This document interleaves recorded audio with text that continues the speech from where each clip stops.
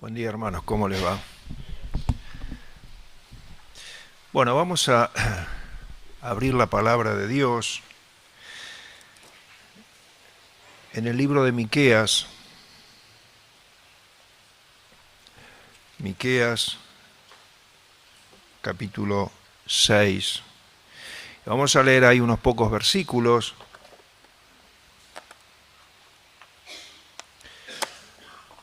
Que nos van a introducir al tema de esta mañana. Nosotros hoy decimos que venimos a la cena del Señor, al culto de adoración. Y no está mal decir eso, es verdad. Nosotros venimos a recordar lo que el Señor hizo por nosotros, a hacer memoria de Él. Por eso le adoramos, nos postramos para obedecerle. Siempre decimos que adoración no es solamente este tiempo. Este tiempo en la vida del Hijo de Dios es importante, pero no es todo. La adoración no es esto. Alguien dijo que la verdadera adoración continúa cuando cesa la música. La verdadera adoración continúa cuando cesa la música, porque no tiene que ver con un ambiente especial ni con una situación especial, de emociones efervescentes, que a todos nos gusta. Ese es un momento de la adoración. Pero la adoración que Dios quiere que brote de nuestro corazón, y la más sublime es cuando cesa la música y cuando a veces no salen las palabras. Y el hombre de Dios, la mujer de Dios está postrada, aceptando lo que Dios permite en su vida, como lo hizo Job en el versículo 1. Ahí estaba en una situación de necesidad, de aflicción profunda. Sin embargo, Dios sacó de ese corazón la mejor y más sublime música que puede brotar de un corazón que se postra en reconocimiento de la soberanía de Dios. Acá hemos estado delante de un altar nosotros,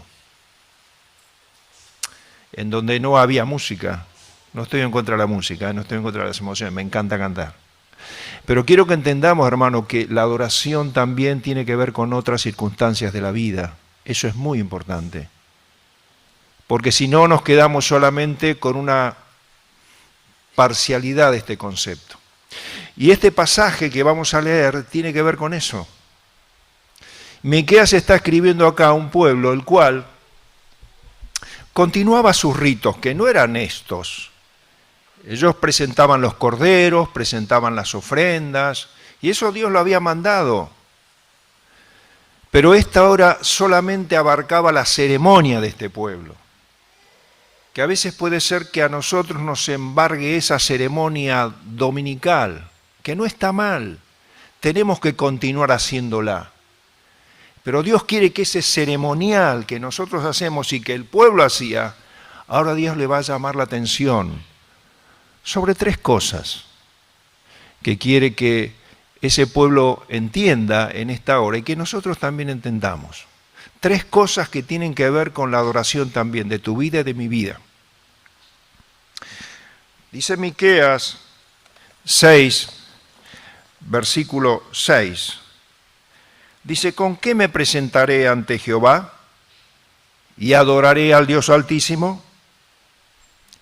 Y ahora comienza a decir las cosas que se presentaban en aquel tiempo ordenadas por Dios. Me presentaré ante Él con holocausto, es decir, el animal que se quemaba totalmente, con becerros de un año. ¿Se agradará Jehová de millares de carneros o de 10,000 arroyos de aceite? Daré mi primogénito por mi rebelión, el fruto de mis entrañas por el pecado de mi alma. Dios esto no lo había pedido, ¿no? Por supuesto. Y entonces acá comienza a decir, oh hombre, Él te ha declarado lo que es bueno. ¿Y qué pide Jehová de ti? ¿Qué pide Dios de nosotros para que le adoremos? Dice, solamente hacer justicia, amar misericordia y humillarte ante tu Dios. Esta era la situación del pueblo en aquel momento. Era un pueblo que no hacía justicia. Era un pueblo que no cuidaba a los huérfanos, a las viudas, oprimía a aquellos que tenían deudas, no hacían misericordia. Era un pueblo altivo, que creía en sus ceremoniales y nada más, pero Dios va al punto y va al corazón. Y les está diciendo que Él quiere que se presenten con una actitud de corazón distinta. Y yo creo que Dios nos está pidiendo esto a cada uno de nosotros. ¿Cómo le estamos adorando? ¿Cómo le estamos adorando? Bueno, estas tres cosas tienen que ver también con la adoración. Hacer justicia. ¿Qué es hacer justicia? Bueno, hermano, hacer justicia son las obras de justicia que Dios ha puesto para que nosotros hagamos. Nosotros nos basamos en ese principio maravilloso de fe, que dice el libro de Efesios, capítulo 2, versículo 8 y 9. Dice que hemos sido salvos no por obras, para que nadie se gloríe, sino hemos sido salvos por medio de la fe. Y esto es don de Dios. Y está bien creer esto, es el fundamento de nuestra fe. Nuestras obras no nos han llevado al conocimiento de Dios, no alcanzamos a ser perdonados con eso. Hemos sido alcanzados mediante la fe, el regalo de Dios, de su salvación. Y esto es una verdad enorme, claro que sí. Pero a veces olvidamos para qué Dios nos salvó y para qué Dios te conserva hoy la vida y para qué Dios me conserva hoy la vida. ¿Para qué Dios nos permite hoy seguir vivos, hermanos, y no quita el aliento de tu boca y de la mía? ¿Para qué? Bueno, lo dice el versículo 10 de Efesios 2, 10. Dios, hermanos, nos conserva en vida hoy para esto. Dice, somos hechura suya. Vos has sido una nueva creación el día que recibiste a Cristo. Dios puso su vida y su espíritu en nosotros. Y entonces dice, somos hechura suya, creados en Cristo Jesús. Ese día que vos recibiste al Señor en tu corazón, Dios hizo una nueva criatura, la está haciendo. Y dice, creados en Cristo Jesús ¿para qué? Bueno, recién me entero. Para buenas obras. Está bien, lógico que sí. Y apoyamos el pensamiento de la Reforma. Aquellos hombres que descubrieron esta verdad nuevamente, la justificación por la fe, claro que sí, nos gozamos en eso. Pero Dios está diciendo, ¿y tu adoración dónde está? Bueno, hermano, también es parte de la adoración.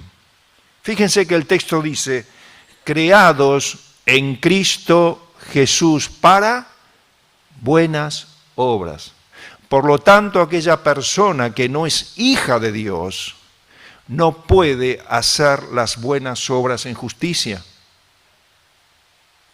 Y por lo tanto, el Hijo de Dios que quiere vivir haciendo justicia, que quiere decir, bueno, Señor, quiero ocuparme de estas buenas obras, tiene que vivir en una relación estrecha con Dios, si no es imposible. Es imposible hacer las buenas obras que Dios tiene para nosotros si no estamos unidos a Él. Porque el texto dice, la cual Dios, ¿qué hizo? Preparó de antemano. ¿Para qué? Para que anduviésemos en ellas. Mire, en la época que yo trabajaba en relación de dependencia, hace bastantes años, Ya quizás alguno lo va a escuchar y le va a parecer anticuado. Bueno, esto es así, ¿vieron? Son como cuando vemos las fotos antiguas y vemos la ropa que teníamos y decimos, mirá vos, ¿no? Qué locura, esto hoy no me lo pondría ni loco, ¿no? Pasa muchas veces así. En esa época recuerdo que, bueno, trabajaba en una compañía y hacía 40 grados de calor, teníamos que ir con camisa, saco, corbata. Era así. Porque claro, si el presidente de la compañía me llamaba, o nos llamaba a cualquiera de nosotros, él quería que tengamos saco y corbata. Era así. Y no había tutía. Entonces, en ese tiempo yo recuerdo que incluso ahora también, y las mujeres también lo saben, estaba en la ropa de confección. Y creo que todavía está, ¿no? Vos vas a un lugar, bueno, ¿cuánto tenés tal? Te dan un talle, el talle que tenés, LX, cual sea, y te lo llevas. Puede ser que te quede un poco chueco, ¿no? Un poco así, pero bueno. Uno va y se lo compra. Si no, ¿qué tiene que hacer? Tiene que ir a un sastre. Tiene que ir a una modista. ¿Y qué va a hacer el sastre o la modista? Va a empezar a tomar las medidas y te va a hacer un traje a tu medida. Bueno, eso pasa muchas veces con las novias, ¿no? Cuando piensan en su traje de novia, o con los novios cuando piensan en su traje que se pusieron cuando se casaron. Dice, esto hoy ya no me lo puedo poner. ¿Por qué? Porque estaba hecho a su medida, preparado para vos. Otro no se lo podría poner. Bueno, es lo que hace Dios con las buenas obras. Dios las prepara a medida. Este Dios maravilloso, creador de todas las cosas que funcionan a la perfección, tiene obras de justicia para vos y para mí, preparadas a medida. Hay un problema con las capillas que han surgido a partir del año tercero. ¿Cuál es? Que el Evangelio se encerró y solo nos conformamos con la ceremonia, que no está mal. Venís a la reunión, sí, abrís, cerrás, ponés la silla. No, esto está perfecto, ¿no? Todos venimos, está todo colocado, todo funciona. Gracias a Dios, hermanos. Hoy notamos la ausencia de muchos diáconos, claro que sí. Pero hermanos, en el primer siglo no era así. La iglesia se mezclaba con la gente y veían sus obras de justicia. Y la gente quería conocer a ese Dios que ellos publicaban con sus obras de justicia. Sorprendía mucho que los cristianos cuiden a sus enfermos y cuiden a aquellos que estaban desvalidos. ¿Por qué? Bueno, porque eso lo hace Dios. Entonces, hermanos, una de las cosas que Dios quiere que hagamos son esas obras de justicia, no para salvación, como recién decíamos, sino para comprobación si sos un hijo de Dios o no. ¿Hay obras de justicia en tu vida? ¿Te preocupan estas cosas? ¿Estás ocupado en estas cosas? Bueno, es un fruto de la conversión. El Señor hizo muchos milagros y buenas obras. En un momento dado, Él hizo una multiplicación de panes. En 2 momentos, multiplicó los panes a personas que tenían hambre y tenían necesidad. Y le dijo a aquellos que lo seguían, dice, ustedes me siguen porque comieron el pan. ¿Era una buena obra? Era una buena obra, claro que sí. Pero me siguen solo porque comieron el pan y no por las señales que yo hago delante de ustedes. ¿Qué quiere decir esto, hermano? Que el Señor hizo buenas obras, pero con un propósito espiritual. Siempre debe haber un propósito espiritual en lo que hacemos para otros, o en lo que hacemos para los demás. Porque el mundo está lleno de personas que hacen buenas obras y está bien.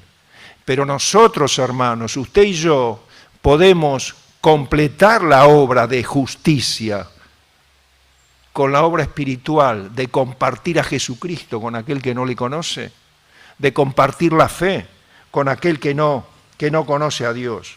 Entonces la obra de justicia se diferencia de la obra del mundo en que persigue un fin espiritual, con tu vecino, con tu familiar, con tu compañero de trabajo, con aquel que no conoce a Dios. Debemos perseguir un fin espiritual. En la Biblia hay una historia muy linda que se encuentra en el libro de Ruth. Allí hay una mujer viuda, indigente, con su suegra. Estaban en gran necesidad y llegan allí a Belén y se encuentra con un hombre que se ocupa de su necesidad. Y fíjense lo que dice este hombre a esta mujer Ruth. Dice, capítulo 1, versículo 12 al 13 de Ruth, dice así. Este hombre hablando con esta mujer, que estaban desamparadas, sin lo necesario para vivir, y estaban en gran angustia. Este hombre dice, Jehová recompense tu obra. Le dice a Ruth, porque estaba cuidando a su suegra. Le dice, Jehová recompense tu obra y tu remuneración sea cumplida de parte de Jehová, Dios de Israel, bajo cuyas alas has venido a refugiarte. ¿Y saben qué le responde ella? Cuando esta mujer escucha estas palabras de este hombre que ya la había sustentado y que le dice estas cosas, que iba a estar protegida, que iba a estar amparada, cuando Ruth escucha estas palabras de este hombre, ella responde, Señor mío, halle yo gracia delante de tus ojos, porque me has consolado y porque has hablado al corazón. ¡Qué fabuloso! ¡Qué fabuloso! Una mujer consolada por Dios, a través de un hombre de Dios. Hermano y hermana, esto es lo que tenemos que hacer. Nosotros nos debemos a la sociedad, nos debemos a aquellos que nos rodean, que están en angustia, que están en necesidad, que están en frustración. Por eso dice, ¿qué pide Jehová tu Dios de ti? ¿Qué pedimos? Nosotros pedimos muchas veces, ¿no? Oramos a Dios, claro que sí. Dios dice, pide y se os dará. Llamen y se os abrirá. Buscad y hallaréis. Pero ahora son cosas que Dios nos pide a nosotros. Hacé justicia. Hacé obras de justicia. Interesate en los que no conocen a Dios, que están perdidos. Eso es lo que dice Dios, no para salvación, por supuesto que no. Y qué hermoso, cómo Dios puede obrar con un hombre y una mujer que se ponen en las manos de Dios para estas cosas. Ahora, ¿quién motiva estas cosas en el corazón? Bueno, la motivación viene de Dios. Filipenses 1, 9 al 11, fíjense lo que dice. Filipenses 1, del 9 al 11. Quizás esto nos despierte un poco a esta tarea, que no es fácil. No es fácil, porque exige una decisión. La carta a los Filipenses es una carta muy hermosa. Se escribe a una iglesia que está padeciendo persecución y en la cual el apóstol Pablo dice de estos filipenses, ellos estaban pasando las mismas cosas que habían pasado los judíos en Jerusalén, cosas similares.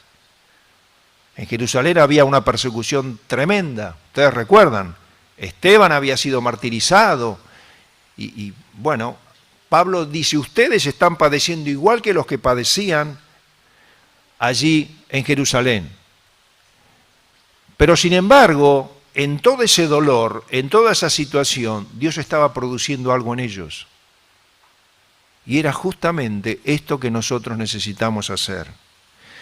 Acá dice Pablo, y esto pido en oración, que vuestro amor abunde aún más y más en ciencia y en todo conocimiento para que aprobéis lo mejor. ¿Vuestro amor hacia quién? Vuestro amor hacia Dios. Porque a veces la aflicción y la necesidad puede hacer que nuestro amor hacia Dios entre en conflicto. Y entonces Pablo dice, no, esto es para que ustedes amen más a Dios. ¿Y para qué? Para que aprobéis lo mejor, para que sepan elegir lo mejor, a fin de que seáis sinceros e irreprensibles para el día de Cristo, a fin de que cuando el Señor nos llame a su presencia, habramos aprobado la situación de dificultad y podamos bendecir a Dios y alabar a Dios en el día de Cristo cuando estemos con Él. Y después dice, llenos de fruto de justicia, que son por medio de ¿quién? Por medio de Jesucristo, para gloria y alabanza de Dios. Los frutos de justicia los produce el Señor Jesucristo en tu vida y en la mía. Es cuando estamos juntos a la vid, como dijo el Señor en San Juan capítulo 15. Es cuando aquel pámpano necesita ser podado, y acá los filipenses estaban siendo podados. Dios estaba haciendo un trabajo de limpieza en la vida de ellos, pero para que den más frutos, para que haya más frutos de justicia, para que las personas puedan entender, aquellos que no conocen a Dios, y puedan conocer a Dios. Entonces somos motivados por Dios, hermanos. No hay otra manera. Esto no se consigue por voluntad humana, ni se consigue por mensajes emocionales que escuchemos. Esto es un compromiso íntimo con Dios. Señor, ¿qué puedo ofrecerte para vos? ¿Cuál es la obra que vos has puesto delante mío? ¿Qué es lo que vos querés que yo haga? Esto responde de esta manera, no responde de otra manera. Hoy nos podemos ir de acá todos tranquilos y la vida sigue otra vez la rutina. Y sigue, y no pasa nada. Bueno, hermanos, revisemos nuestras vidas. ¿Hay fruto de justicia en tu vida? ¿Hay obras de justicia? Bueno, ojalá sea así en mi vida, todos los días, con las personas que me rodean, con las que no conocen a Dios y con las que conocen a Dios también. Dios a través de la disciplina en nuestra vida también produce ese fruto de justicia en nosotros. Sí, no nos gusta cuando Dios viene y quiere y necesita podar, ¿no?, la planta. Dice allí, es verdad que ninguna disciplina al presente parece ser causa de gozo, sino más bien de tristeza, pero después da fruto apacible de justicia. Es un fruto apacible. Dios hace que quitemos de nuestra vida cosas que no agradan a Dios, pero Él pone otras cosas que agradan a Dios. Él pone otras cosas en nuestra vida. Es un fruto apacible de justicia para los que en ella han sido ejercitados. Ahora bien, las obras de justicia las produce Dios. No hay otra manera. Es imposible hacerlas por nuestra propia voluntad, aún siendo creyentes. Ahora, ¿en qué ámbito se produce la obra de justicia? ¿En qué ámbito nosotros vamos a hacer buenas obras? Aquellos que las necesitan, no para salvación, sino para testimonio de que ha habido un cambio en nuestra vida. Bueno, dice la palabra de Dios que en un ámbito de paz. Santiago 1:18 dice, el fruto de justicia se siembra en paz para aquellos que hacen la paz. El fruto de justicia se siembra en paz para aquellos que hacen la paz. Hermanos, la paz no significa ausencia de conflicto. La paz no significa ausencia de tormenta en la vida. La paz significa reposar en que Dios sabe por qué y para qué suceden las cosas. La paz significa que tu corazón está seguro, anclado en lo que Dios está permitiendo. Eso es la paz. La paz significa eso. La paz no significa ausencia de dificultad, sino el estado de nuestro corazón ante las situaciones que van a venir, que van a surgir. Claro que sí, van a venir. Pero en ese ámbito de paz se siembra el fruto de justicia. El estrés, la ansiedad, la ira, los celos, la envidia, son enemigos del fruto de justicia. Son enemigos. Ahogan el fruto de justicia. Esas cosas son las que Dios quiere que saquemos de nuestra vida, porque nos desenfocan de lo que realmente es el propósito de Dios, creados en Cristo Jesús para buenas obras, las cuales Dios preparó de antemano. Yo no puedo decir a Dios, Señor, esto no lo puedo hacer. Pero ¿cómo le voy a hablar a tal persona? ¿Pero cómo voy a perdonar a tal persona? ¿Cómo voy a asistir a tal persona? Dios lo preparó de antemano. Dios te va a dar las capacidades, te va a dar la fortaleza, te va a dar la luz, te va a dar la dirección, porque es algo que Dios preparó para vos y para mí. ¿Y hay urgencia? Claro que hay urgencia para esto. Y sí que hay urgencia. ¿Nos tenemos que ocupar de estas cosas? Claro que sí, porque no sabemos hasta cuándo lo vamos a poder hacer. Por eso dice Pablo en otro contexto, ¿no? Dice que, hablando de la urgencia que hay para servir a Dios, dice, bueno, aquellos que disfrutan de este mundo como si no lo disfrutasen, aquellos que están casados como si no estuviesen casados, etcétera, etcétera, etcétera. No está diciendo que no hay que casarse ni que hay que disfrutar, ni que no hay que disfrutar del mundo. Está diciendo que como propósito, como objetivo de tu vida, además de todo lo que hacemos, tiene que estar por delante esto, por delante esto.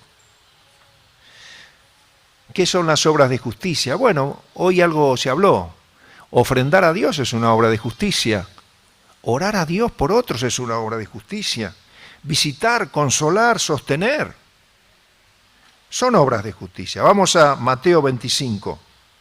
Y allí el Señor está hablando de lo que nosotros podemos llegar a ser y de la recompensa que Dios tiene preparada para nosotros. Si es que obedecemos estas cosas. 25:34, un pasaje muy conocido quizás por algunos, pero quizás para otros no. 25:34 dice, entonces el rey dirá a los de su derecha, venid benditos de mi Padre, heredad del reino preparado para vosotros desde la fundación del mundo. Porque tuve hambre y me diste de comer. Tuve sed y me diste de beber. Fui forastero y me recogiste. Estuve desnudo y me cubriste. Enfermo y me visitasteis. En la cárcel y viniste a mí. Entonces los justos le responderán diciendo, Señor, ¿cuándo te vimos hambriento y te sustentamos, o sediento y te dimos de beber? ¿Y cuándo te vimos forastero y te recogimos, o desnudo y te cubrimos? ¿O cuándo te vimos enfermo o en la cárcel y vinimos a ti? Y respondiendo el rey, es decir, Dios, ¿no es cierto? El rey es Dios, es Jesucristo. Les dirá, de cierto os digo, que en cuanto lo hicisteis a uno de estos, mis hermanos más pequeños, ¿qué dice? A mí lo hiciste.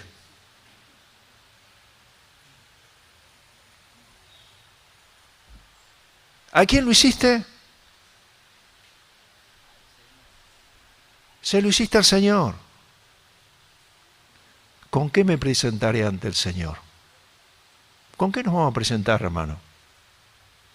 Por eso es tan importante la motivación, ¿no es cierto? Decir, Señor, esto quiero hacerlo para vos. La recompensa aquí, alguien dijo, mira, no está mal que la gente hable bien de vos. No está mal que la gente te aplauda. Pero esta persona decía con mucha sabiduría, tené cuidado que no te intoxique. Porque a veces pasa eso con el aplauso y el reconocimiento en la tierra, nos intoxica y nos hace soberbios. Pero acá hay alguien que va a decir, a mí lo hiciste. Cuando visitaste a aquel vecino, cuando hiciste esa obra anónima, cuando hiciste esto, cuando Dios dice, a mí lo hiciste. La motivación viene de Él. No tiene sentido hacer nada si Dios no nos motiva y si no lo hacemos para Él. Ningún sentido.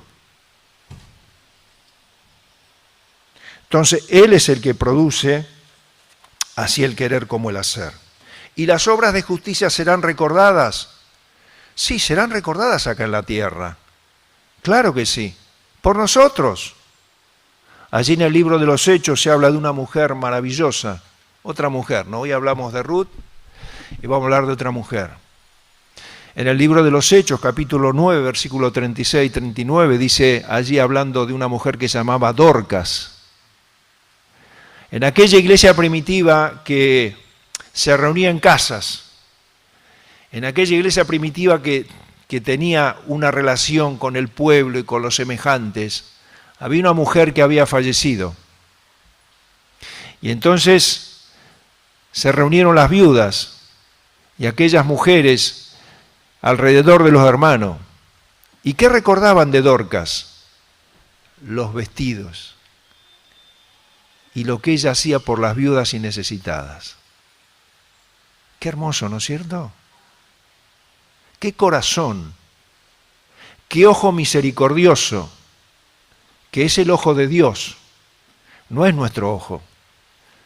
Dorcas veía la necesidad en aquellas mujeres que habían quedado desamparadas. Era una mujer probablemente compasiva. No tenían con qué sustentarse y ella pensó en ellas y les hacía prendas para vestir. Y ahí está recordada por los hermanos. Sus lágrimas recordaban sus obras de justicia para con ellos. Mire, yo recuerdo muy pocos mensajes, y hace bastantes años que estoy en la congregación,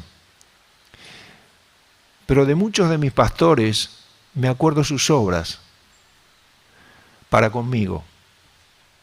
Y no las puedo olvidar, me quedaron ahí. Y gracias a Dios por esto. Así que, hermanos, las obras de justicia serán recordadas. Porque dice el Señor, bienaventurados los muertos que mueren en el Señor, descansarán de sus trabajos, pero sus obras con ellos siguen. Siguen las obras. Las recordamos y hacemos bien en recordarlas. Sí. Y después dice amar misericordia. Otra de las cosas que Dios quiere. Y esto sí que nos cuesta, hermano. Amar la misericordia. Dijimos hacer justicia, amar misericordia y humillarte ante Jehová tu Dios. Amar misericordia sí que es difícil. Es hacer misericordia. Hacer misericordia así como nosotros la hemos recibido. No es fácil. No es fácil, hermanos. Pero ¿saben qué pasa? Hay un principio maravilloso que dice Santiago. Que la misericordia se gloría del juicio. La misericordia es la que triunfó sobre nuestro juicio, que era inapelable. Dios en su misericordia cargó nuestros pecados en Cristo. Y Dios quiere que de la misma manera que Él tuvo misericordia para con nosotros, la tengamos para los demás. No digo que sea fácil perdonar, hermanos. No. Hay veces que es muy difícil perdonar. Y no estoy hablando solo de ofensas, estoy hablando de cosas mucho más graves. Porque a veces las ofensas son tremendas, ¿no? Y hacen mucho daño. Y sobre todo, cuando uno habla con algún hermano, dice, no perdonó, porque si hay rencor y traemos las cosas del pasado, significa que no perdonamos. ¿No es cierto? Si yo estoy hablando con usted y le digo, pero vos te acordás lo que me hiciste, ¿te perdoné? No te perdoné. Pues yo estoy recordando lo que vos me hiciste en algún momento, o lo que yo te hice.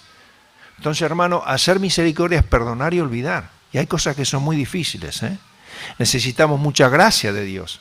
Pero Dios quiere eso, que amemos misericordia, porque la misericordia triunfa sobre el juicio. Y dice algo más Santiago, dice, juicio sin misericordia se hará con aquel que no hiciere misericordia. Y yo no quiero un juicio sin misericordia para mí. ¿Usted quiere un juicio sin misericordia para usted? ¿Usted lo quiere? No. Entonces tenemos que hacer misericordia. Señor, dame la decisión y el valor para perdonar esto que fue terrible. Y Dios lo va a hacer. Y humillarte ante Jehová, tu Dios. Humillarte. Hermanos, la humildad es una decisión del corazón. No es un sentimiento. Nos humillamos cuando miren, a veces Dios humilla con una enfermedad, a veces Dios humilla con un quebranto, con una situación de familia tremenda, que avergüenza, que hace bueno, a veces pasa así, o a veces Dios permite, hay una situación que nos humilla, que no viene de parte de Dios, cayó en nuestra vida, etc. Pero la decisión, hermano, la humildad es una decisión del corazón. Tomamos la decisión de humillarnos, así como lo hizo el Señor. Siendo rico, se hizo pobre. Fue su voluntad en humillarse. Y es lo que Dios quiere que hagamos nosotros. Así que bueno, ojalá esta semana podamos adorar a Dios en estas cosas. Hacer justicia, amar misericordia y humillarnos delante de nuestro Dios. Bueno, nos ponemos de pie, terminamos con una oración. Señor, te damos gracias porque hoy hemos contemplado una vez más en la cruz de Jesucristo, aquel que ofreció su vida por nosotros. Y gracias, Señor, porque ese sacrificio maravilloso, ese costo de la paz que hoy disfrutamos, fue posible porque tú nos amaste tanto. Señor, movilízanos a cada uno de nosotros para ser verdaderos adoradores. Adoradores de aquellos que cuando cesa la música te siguen adorando. Adoradores de aquellos que ponen en sacrificio vivo su cuerpo para hacer tu voluntad. Señor, sabemos que el tiempo es corto, como dice tu palabra, y que las oportunidades pasan por delante nuestro, pero muchas veces no las vemos. Muchas veces estamos ausentes de lo que tú quieres que hagamos. Y te bendecimos, Señor, porque tú nos has creado para buenas obras, las cuales tú has preparado de antemano para que anduviésemos en ellas. Bendícenos para que lo podamos alcanzar. Señor, por lo menos yo, el que te habla. Dame ojos para ver, dame oídos para oír. Y danos ocasiones maravillosas, preciosas, presentadas por ti delante de nuestra vida, para hacer lo que tú quieres que hagamos. Ayúdanos a amar misericordia, a hacer misericordia con aquellos que quizás según nuestro parecer no la merecen. Oh Señor, líbranos de esto. Ayúdanos a ser misericordiosos para alcanzar misericordia nosotros también. Y líbranos de la soberbia y de la altivez para tener vidas que sean vidas que te honren, que te glorifiquen y que se parezcan a Jesús, aquel que fue manso y humilde de corazón. Señor, despídenos ahora, ayúdanos en el tiempo que resta. Te damos gracias por las bendiciones que nos das, por aquellos que están de campamento, aquellos que salen de vacaciones, Señor, que tú les guardes, les protejas y, Señor, nos bendigas a cada uno de nosotros, los que hemos de quedar también. Pedimos por los enfermos especialmente, Señor, y te damos gracias por aquellos que tú has sanado y pedimos muy especialmente por nuestros amados hermanos enlutados que han perdido seres queridos, que tú les estés consolando como solamente tú puedes hacerlo. Lo pedimos, Señor, como iglesia, en el nombre del Señor Jesucristo. Amén. Señor les bendiga, hermanos. Gracias.